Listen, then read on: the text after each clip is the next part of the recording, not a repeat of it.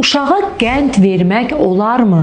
Bizə davamlı qənd veriblər, yeməyimizə əzib qənd qatıblar, çayımıza mütləq əridilmiş qənd vurublar deyirsinizsə, siz də onu bugün öz evladınıza etməməlisiniz.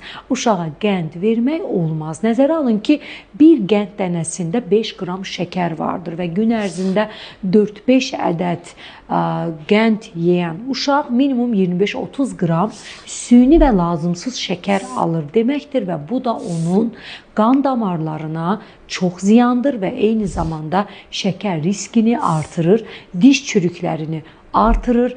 Qəndi dişində qıraraq yeyən uşaqların dişi minaqatı zədələnir və dişdə karies və çürüklər başlayır.